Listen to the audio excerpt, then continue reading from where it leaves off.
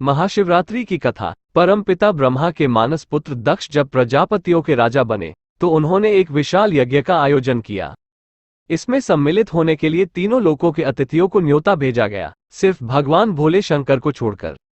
भगवान शिव राजा दक्ष के जमाई थे, लेकिन दक्ष को भोलेनाथ का अलबेला और मस्तमौला स्वभाव तनिक भी नहीं भाता था। जब शिव की अर्धांगिनी और दक्ष की पुत्री सती को पता चला कि उनके पिता ने यज्ञ का आयोजन किया है, तो उन्होंने भी उसमें सम्मिलित होने की इच्छा जताई। लेकिन भोलेनाथ बिना आमंत्रण के यज्ञ में जाने को तैयार नहीं हुए, इसलिए सती को वहां अकेले ही जाना पड़ा।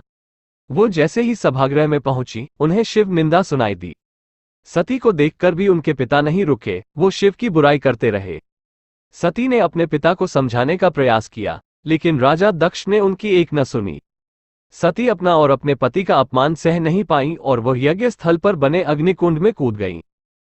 सती के अग्निकुंड में कूदने का दुखद समाचार लेकर नंदी कैलाश पर्वत पहुंचे।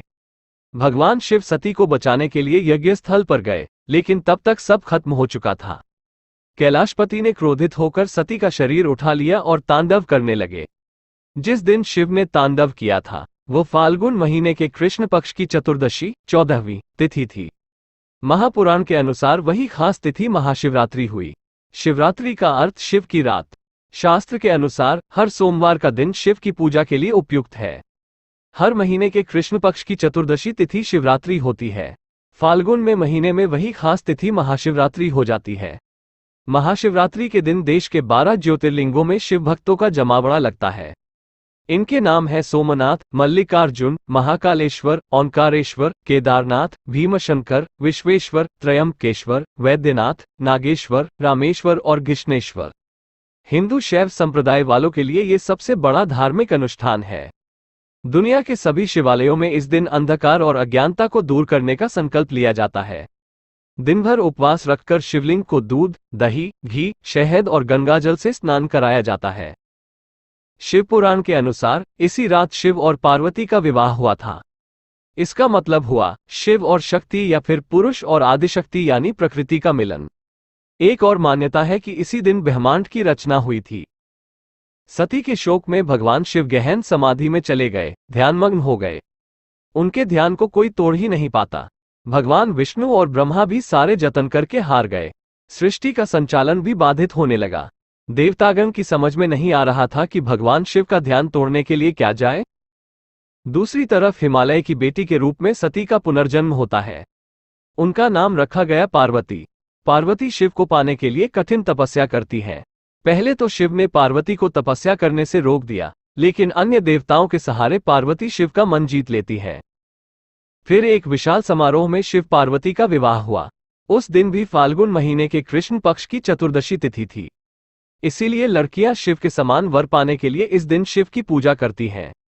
मध्यकालीन इतिहास से पता चलता है कि संसार की मंगल कामना के लिए लड़कियां, विवाहित, विधवाएं सभी स्त्रियां शिवरात्रि का व्रत करती हैं। इसका मतलब यह नहीं कि शिवरात्रि सिर्फ स्त्रियों के लिए है। शिवरात्रि का पहला अनुष्ठान एक पुरुष ने ही किया था। वो कहानी भी स्वयं शिव ने बताई है। शिव पुराण के अनुसार पुराने जमाने में काशी यानी आज की वाराणसी में एक निर्दयी शिकारी रहता था। उसे धर्म कर्म से कुछ लेना देना नहीं था। उसका रोज का काम ही पशु हत्या थी। एक दिन वो शिकार करने के लिए जंगल गया और रास्ता भटक गया।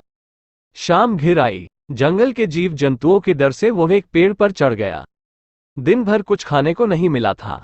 वो डाली पर बैठे बैठे पत्ते तोड़कर नीचे फेंकने लगा। वो बेल का पेड़ था। पेड़ के नीचे एक शिवलिंग था। शिकारी को इस बारे में कुछ पता नहीं था। वो दिन था शिव चतुर्दशी यानी महाशिवरात्रि, और शिकारी भूखा था। उसके फेंके हुए पत्ते बार बार शिवलिंग पर चढ़ रहे थे। दूसरे दिन शिकारी घर लौटकर देखता है कि उसके घर एक अतिथि आया हुआ है। वो शिकारी स्वयं न खाकर अपने हिस्से का भोजन अतिथि को दे देता है। इस तरह मंत्रोच्चार न जानते हुए भी उस शिकारी ने सही तरीके से शिवरात्रि व्रत का पालन कर लिया। बाद में जब शिकारी की मृत्यु हुई, अब शिवदूत और यमदूत के बीच विवाद हो गया। शिवदूत उसे अपने साथ ले जाना चाहते थे, तो यमदूत अपने साथ। कोई छोड़ने को तैयार नहीं। अंत में विवाद निपटाने यमराज पहुंचते हैं। शिवदूतों ने जब कारण बताया तो यमराज ने उनकी बात मान ली। कहा जाता है कि अगर कोई विधि विधान से शिव चतुर्दशी का पालन करता है तो उसे यमलोक नहीं जाना पड़ता, उसे स्वर्गवास या मोक्ष मिलता है। इसीलिए हजारों वर्षों से शिव चतुर्दशी और शिवरात्रि मनाए जाने की परंपरा चली आ रही है।